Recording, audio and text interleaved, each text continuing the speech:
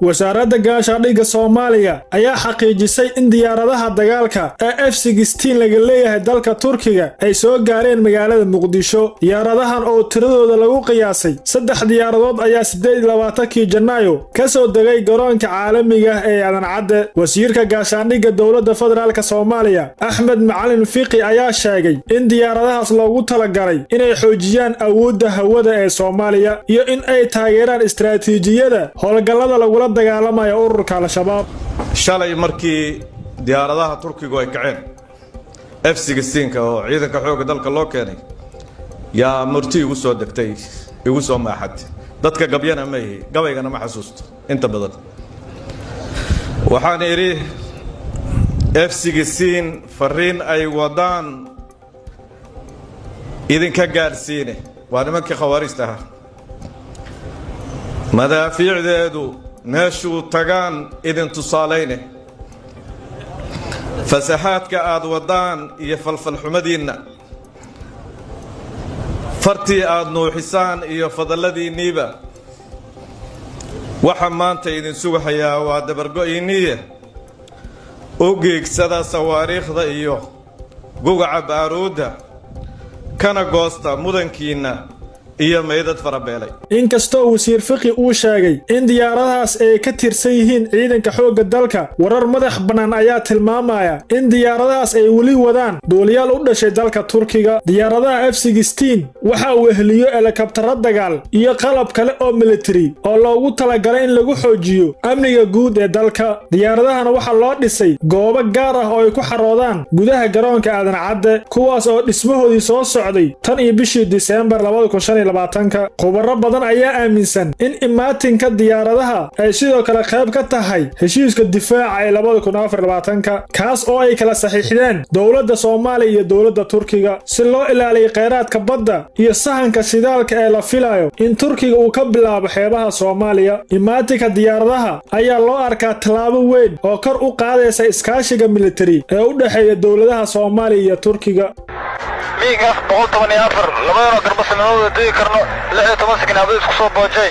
Imaantika diyaaradaha F-16 ee Turkiga ee soo gaaray Soomaaliya bisha February waxay dowladda Soomaaliya u leedahay faa'iidooyin dhowr ah oo dhinacyo kala duwan taabanaya, kuwaas oo isugu jira kuwa amni iyo kuwa dhaqaale. Diyaaradaha F-16 waxay kor u qaadayaan awoodda ciidanka xoogga dalka ee dhinaca cirka, iyagoo bixinaya taageero xooggan oo la xiriirta duqeymaha bartilmaameedka fog iyo inay caawiyaan ciidamada dhulka ee la dagaalamaya ururka Al-Shabaab. Talaabadan waxay qayb ka tahay heshiis ballaaran oo lagu ilaalinayo xeebaha Soomaaliya. Diyaaradahan iyo maraakiibta Turkiga waxay ka shaqeyn doonaan sidii looga hortagi lahaa kalluumaysiga sharci darrada ah, burcadbadeedda iyo faragelinta shisheeye ee lagu hayo gudaha Soomaaliya. Turkiga ayaa qorsheynaya inuu sanadkan 2026 ka bilaabo sahan shidaaleed xeebaha Soomaaliya. Diyaaradaha F-16 waxay u adeegayaan difaaca qalabka qodista iyo xarumaha muhiimka ah ee laga leeyahay Turkiga, kuwaas oo ku yaala gudaha caasimadda Muqdisho.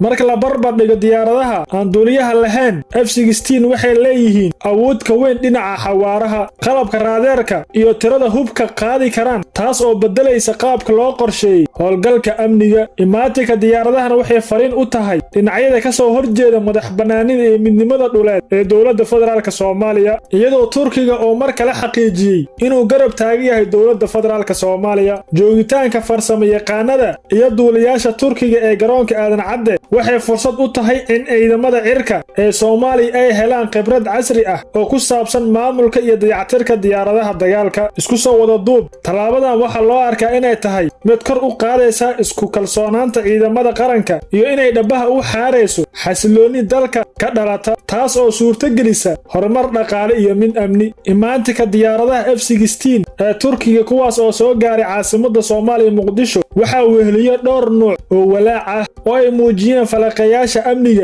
iyo qaar ka mid ah dalalka gobolka. Wadamada qaar ee dariska ah, gaar ahaan Itoobiya, ayaa laga yaabaa inay u arkaan tallaabadan mid carqalad ku ah awoodeeda military ee ay ku leedahay Geeska Afrika, taas oo sii kordhi karta xiisadda ka dhalata heshiiska badda ee Itoobiya iyo Somaliland. Sida lagu xusay warbixinada Amnesty International, kordhinta duqeymaha cirka waxay mar walba wadataa khatarta ah inay waxyeello ka soo gaarto dadka shacabka ah ee ku dhow goobaha dagaalka haddii aan si taxadir leh loo bartilmaameedsan. Khubarada qaar ayaa su'aal ka keena qarashka ku baxay dayactirka iyo shidaalka diyaaradaha qaaliga ah iyo haddii miisaaniyadda Soomaaliya ay awoodi doonto inay dabarto mustaqbalka fog. Marka kaalmooyinka Turkiga yaraadaan, waxaa laga baqayaa in kooxda Al-Shabaab ay soo kordhiso weerarada ay ku beegsanayaan garoonka Aadan Cadde. imaatinka diyaaradaha F-16 ee Turkiga bisha Janaayo ayaa dhalisay dareenno kala duwan oo isugu jira taageero iyo walaac oo ka imaanaya dhinacyada gobolka. Itoobiya waxaa jira walaac ah in talaabadan ay wax u dhimi karto awoodda militari ee Geeska Afrika. Xiriirka u dhexeeya labada dal ayaa hore u xumaaday kadib heshiiskii badda ee Itoobiya iyo Somaliland, waxaana imaatinka diyaaradaha loo arkaa mid xoojinaysa difaaca Soomaaliya ee dhinaca badda iyo cirka. Somaliland waxay si kol u cambaaraysay talaabadan iyadoo ku tilmaantay daadaansi iyo shidaal lagu shubanayo colaadda. Maamulka Hargeysa ayaa aaminsan in Turkiga uu hogaaminayo dowladda federaalka si loo wiiqo aqoonsiga Somaliland iyo xiriirka cusub ay la leedahay Itoobiya iyo Israa'iil. Kenya inkastoo ay Kenya xiriir dhow la leedahay Turkiga dhinaca iibka hubka iyo la dagaalanka argagixisada, haddana waxaa jira shaki ku aadan sida uu saameyn karto awoodda militari ee Soomaaliya, taas oo marba marka ka dambaysa aad u soo kordhaysa, iyo haddii ay taasi keeni karto isbeddel dhinaca amniga badda ah kaas oo saameeya danaha Kenya. Ururka Midowga Afrika iyo IGAD ururadan ayaa guud ahaan taageera madaxbannaanida iyo midnimada dhuleed ee Soomaaliya, balse haddana waxay ku baaqeen in laga fogaado wax kasta oo keeni kara tartan militari oo ka dhasha gobolka. Israa'iil qaar ka mid ah falaqayaasha ayaa tilmaamaya in imaatinka F-16 ay tahay falcelin toos ah oo ka dhalatay aqoonsiga Israa'iil